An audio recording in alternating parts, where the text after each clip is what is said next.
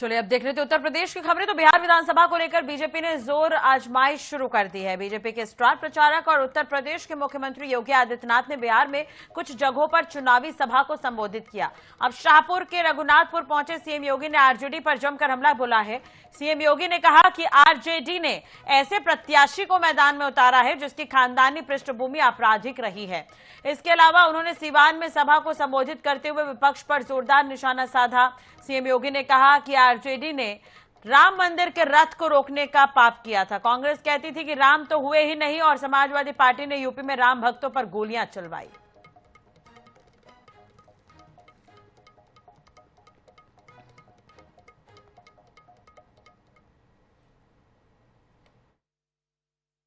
मुझे आश्चर्य हुआ जब मैं रघुनाथपुर में आया और रघुनाथपुर में आकर के मैंने देखा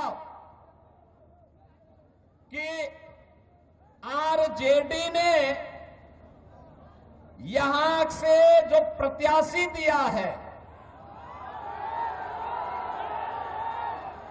वो अपनी खानदानी आपराधिक पृष्ठभूमि के लिए इस पूरे क्षेत्र नहीं देश और दुनिया में कुख्यात रहा है। नाम भी देखो ना, जैसा नाम वैसा काम, जैसा नाम वैसा काम।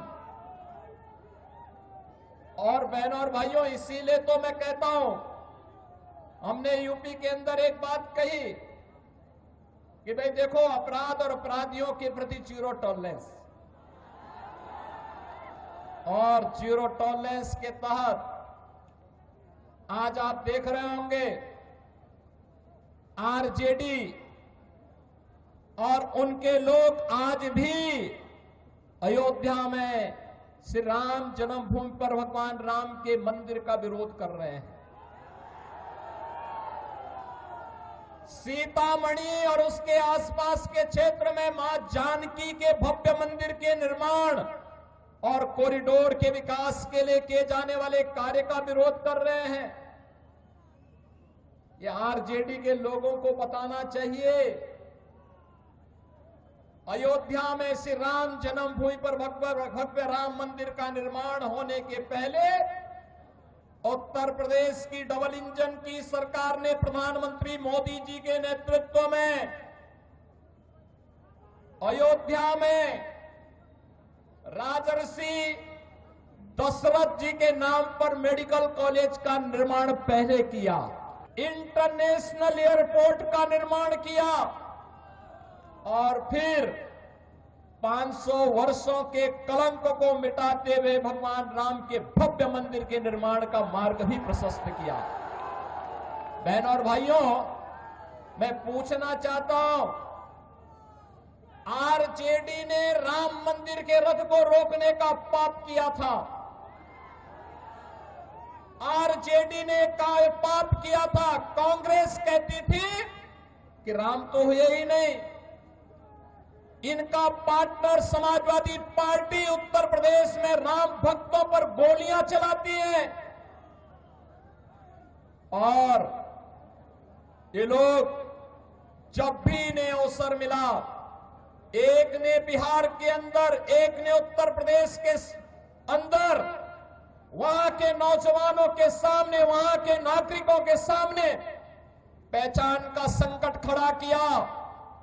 लेकिन बहनों और भाइयों, डबल इंजन की एनडीए की सरकार अब पहचान के संकट के लिए मोहताज नहीं। हर बिहारी आज अपने गौरव के साथ सीना तान करके देश और दुनिया के अंदर जाता है, अपनी पहचान को प्रस्तुत करता है।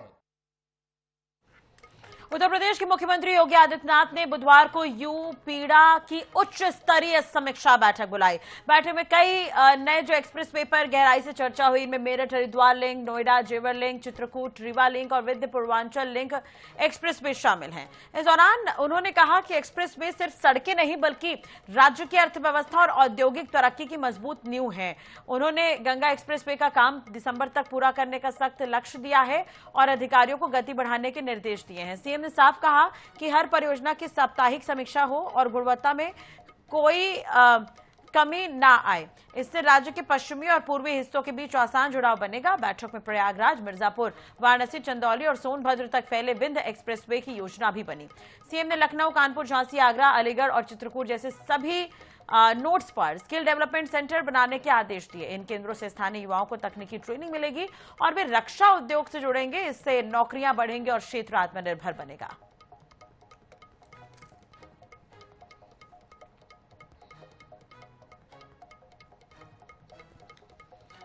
देश के 12 राज्यों में चुनाव आयोग ने मतदाता सूची के गहन पुनरीक्षण का आदेश जारी किया है। इस प्रक्रिया में पुराने डुप्लीकेट या मृत मतदाताओं के नाम हटाए जाएंगे और नए योग्य मतदाताओं को जोड़ा जाएगा।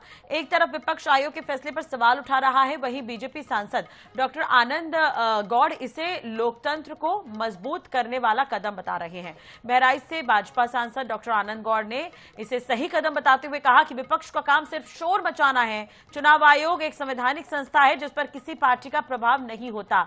आयोग का यह निर्णय स्वागत योग्य है और इससे चुनाव प्रक्रिया और पारदर्शी होगी।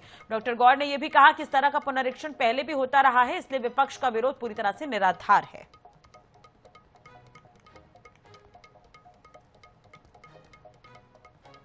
एसआईआर की जो प्रक्रिया है वो पूरी तरीके से चुनाव आयोग के अधीन है और समय समय पर चुनाव आयोग इसको कराता रहा है। लेकिन इस एसआईआर को लेकर के विपक्ष जनता को भ्रम में डालने का काम कर रहा है और लगातार जनता को गुमराह करने का काम कर रहा है। 10 साल पे 12 साल पे एसआईआर होता रहता है, तो ऐसा तो है नहीं कि पहले कभी एसआईआर नहीं हुआ था, कि ये कोई पहली बार हो रहा है। तो इस बात को जनता के सामने भी रखना चाहिए और चुनाव आयोग एक स्वायत्त संवैधानिक संस्था है। बॉलीवुड एक्टर ममता कुलकर्णी आए दिन किसी न किसी वजह से सुर्खियों में रहती है। दरअसल बुधवार को गोरखपुर प्रेस कॉन्फ्रेंस के दौरान बॉलीवुड एक्टर ममता कुलकर्णी का काफी चौंका देने वाला बयान सामने आया। उन्होंने अंडरवर्ल्ड डॉन दाऊद इब्राहिम का नाम लेते हुए कहा कि वो आतंकवादी नहीं है। मुंबई में बम ब्लास्ट जैसी किसी भी साजिश में उसका नाम कभी नहीं आया। ममता कुलकर्णी ने आगे कहा कि मीडिया और कुछ राजनीतिक ताकतों ने यहां पर सालों से दाऊद को गलत तरीके से पेश किया है। इसके पहले ममता कुलकर्णी गोरखनाथ मंदिर पहुंच बाबा गोरक्षनाथ का आशीर्वाद लेते हुए नजर आई थी और पूजा अर्चना करती हुई नजर आई।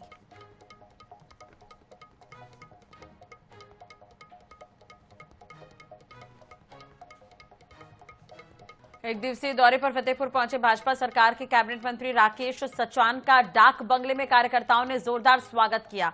इस दौरान उन्होंने मीडिया से बात की और अखिलेश यादव के उस बयान पर पलटवार किया जिसमें उन्होंने कहा था कि बीजेपी सरकार में पिछड़ा, दलित, अल्पसंख्यक अब पीड़ित, दुखी और अपमानित हो गए हैं।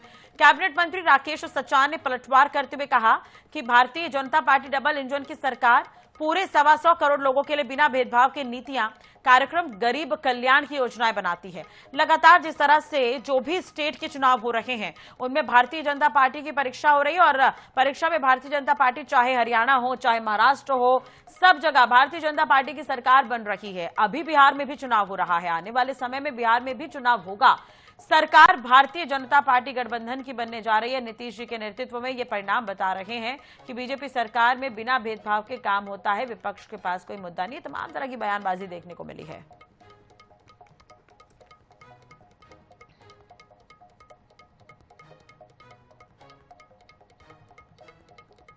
सवा 100 करोड़ लोगों के लिए बिना भेदभाव के नीतियां, कार्यक्रम, गरीब कल्याण की योजनाएं बना करके जन जन तक पहुंचाने का काम कर रहे हैं। लगातार जिस तरह से जो भी स्टेट के चुनाव हो रहे हैं उनमें भारतीय जनता पार्टी की परीक्षा हो रही है। परीक्षा में भारतीय जनता पार्टी चाहे हरियाणा हो चाहे महाराष्ट्र हो, सब जगह भारतीय जनता पार्टी की सरकार बनी है। अभी बिहार में भी चुनाव हो रहा है, आने वाले समय में बिहार में भी चुनाव होगा। हमें सरकार भारतीय जनता पार्टी गठबंधन की बनने जा रही नीतीश जी के नेतृत्व में।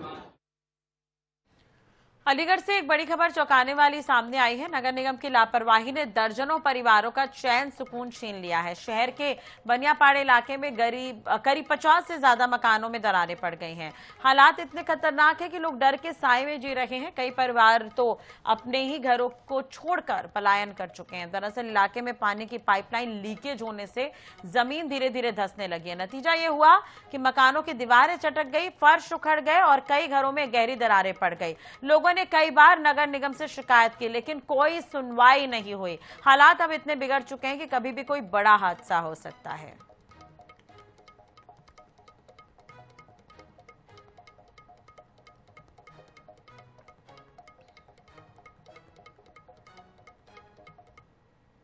मनचाहे गिर सकते हैं और ये पानी की लीकेज इतनी चल रही है जिसका कोई जवाब नहीं है।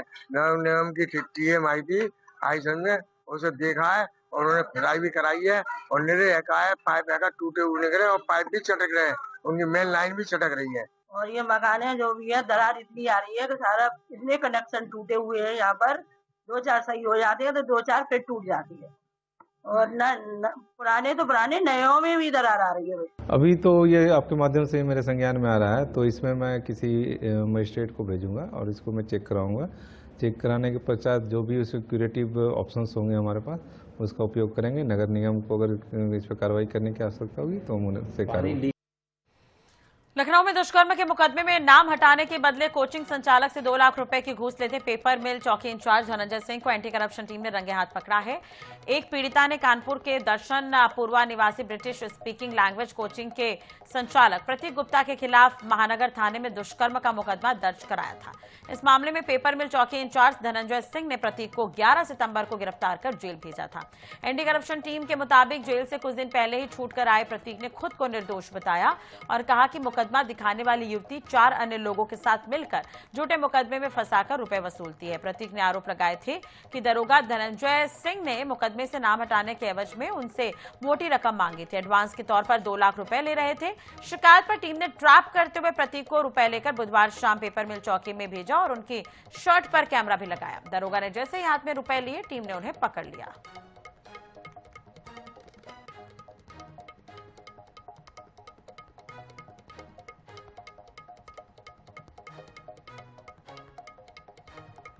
तो एंटी करप्शन ब्यूरो ने दरोगा को रंगे हाथ पकड़ा है और लखनऊ में यह कार्रवाई की गई है। आपको बता दें 2 लाख रुपए की रिश्वत लेते रंगे हाथ तो इस दरोगा को पकड़ा गया है। एसीबी ने कार्रवाई की है और धनंजय सिंह पर 2 लाख की रिश्वत लेते ही पकड़ा गया है। महानगर थाना क्षेत्र की पेपर मिल चौकी में यह कार्रवाई हुई है।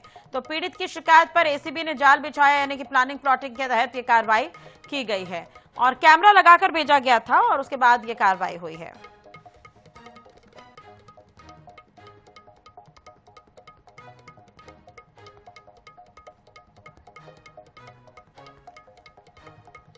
फर्रुखाबाद शहर के मदर इंडिया कोल्ड स्टोरेज के सामने खाद गोदाम में पशु अवशेष मिलने से इलाके में हड़कंप मच गया। गौ तस्करी की जानकारी मिलने पर बजरंग दल और अन्य हिंदूवादी संगठन मौके पर पहुंच गए और गौ तस्करी का आरोप लगाते हुए जमकर हंगामा किया। मामले में पुलिस ने 7 लोगों को हिरासत में लिया है, पूछताछ किया है। आरोप है कि ये युवक कृत गौवंश और अन्य जानवरों के अवशेषों को अलग अलग जगहों से निकालकर बोरी में भरकर इस गोदाम में लाते थे, जहां से उन्हें बाहर भेजा जाता था।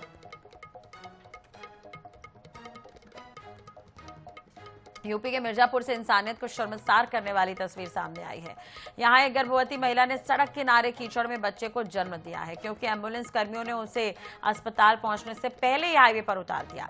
दरअसल लालगंज तहसील के कोचीपुर गांव की रहने वाली गर्भवती महिला को प्रसव पीड़ा होने पर परिजनों ने 108 एम्बुलेंस को कॉल किया। देर से पहुंची एम्बुलेंस महिला को लेकर चली, लेकिन बरौंधा स्वास्थ्य केंद्र पहुंचने से पहले ही चालक ने सड़क पर कीचड़ होने पर महिला को बीच रास्ते से उतार दिया। दर्द से कराहती महिला ने सड़क किनारे कीचड़ में ही बच्चे को जन्म दिया।